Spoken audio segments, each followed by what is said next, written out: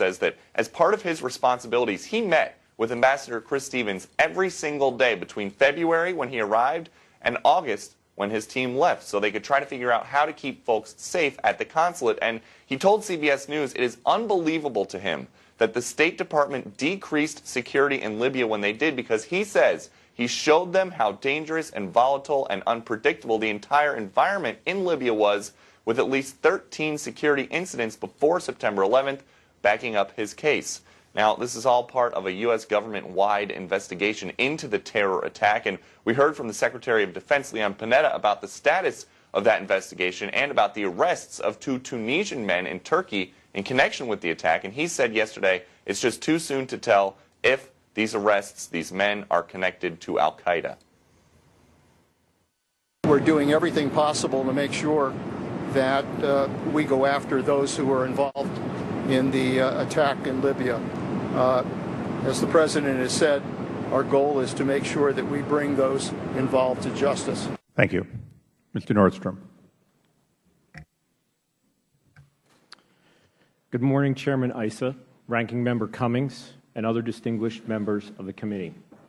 My name is Eric Nordstrom, and I currently serve as a supervisory special agent with the U.S. Department of State's Bureau of Diplomatic Security. I joined the department in April 1998 and have served in domestic and overseas postings, including Washington, D.C., Tegucigalpa, Honduras, Addis Ababa, Ethiopia, New Delhi, India, and most recently as the Regional Security Officer at the U.S. Embassy in Tripoli, Libya, a position I held from September 21, 2011 until July 26, 2012. As the Regional Security Officer, or RSO, at the U.S. Embassy in Tripoli, I served as the principal advisor to Ambassadors Kretz and Stevens on security and law enforcement matters. I am here today to provide testimony in support of your inquiry into the tragic events of September 11, 2012, including the murders of Ambassador Stevens, Sean Smith, Glenn Doherty, and Tyrone Woods. I had the pleasure of working with Ambassador Stevens during the final months of my tour in Libya and would echo what many are saying. The loss of Ambassador Stevens is not only tragic for his family and sad for our country, but his death will prove to be a devastating loss for Libya, struggling to recover from its recent civil war. My family and I would like to offer personal condolences to the families of these 4 patriots who gave their lives in the service of their country. My contribution to our nation's efforts in Libya will prove to be only a small part of a wider effort. There were many of us dedicated to the mission in Libya, both at home and abroad. To my colleagues who served with me and to those who are presently there in the aftermath of this attack, you have your country's sincere thanks and prayers.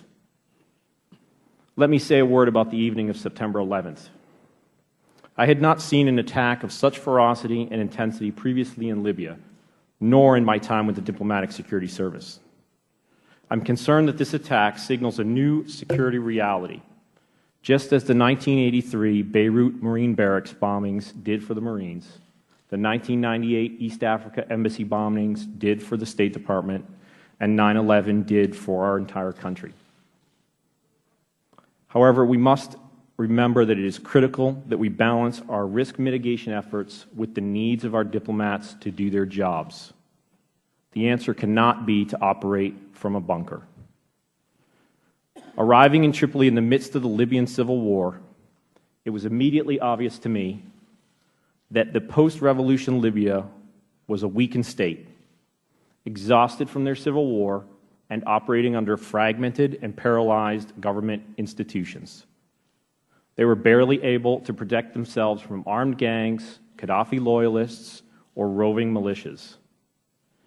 As a result, the Libyan temporary government was unable to extend security assets to diplomatic missions in customary ways that we expect around the world. We could not rely on the Libyan government for security, intelligence, and law enforcement help to identify emerging threats or to ask them for assistance in mitigating those threats. In Benghazi, however, the government of Libya, through the 17th February Martyrs Brigade was able to provide us consistent armed security since the very earliest days of the revolution. Routine civil unrest, militia-on-militia violence, general lawlessness, and surprisingly motor vehicle accidents were the primary threats facing our mission and personnel during my time in Libya. As Colonel Wood noted, in the spring of 2012, we noted an increasing number of attacks and incidents which appeared to target foreign-affiliated organizations. In response to these incidents, we implemented a number of changes to our security posture designed to mitigate those threats and disrupt any planning by would-be attackers. Those efforts included reviewing and practicing our emergency preparedness drills, and most importantly, we reiterated our request at all levels of government for a consistent, armed host nation security force to support the mission. We also requested security staffing and extensions of the DoD security support team. In my opinion, the primary security staffing issue that we dealt with was maintaining U.S. security personnel, whether diplomatic security agents or security support team members, for a sufficient amount of time to enable the full training and deployment of a local bodyguard unit. In early July 2012, prior to my departure, Post requested continued TDY staffing of 15 U.S. security professionals, either DS field office agents, mobile security deployment agents, or DoD SST personnel, plus retention of a 6-agent mobile security deployment training team that would work with our newly created bodyguard unit. Earlier post-extension requests for our DoD SS team in November 2011 and March 2012 were approved. Also in March 2012, I requested DS staffing levels in Tripoli of five full-time agents to be permanently assigned there, 12 temporary duty DS agents, and 6 mobile security deployment DS agents, again to train our newly created bodyguard unit. A request to maintain a level of 5 TDY DS agents in Benghazi was included in that same March 2012 request.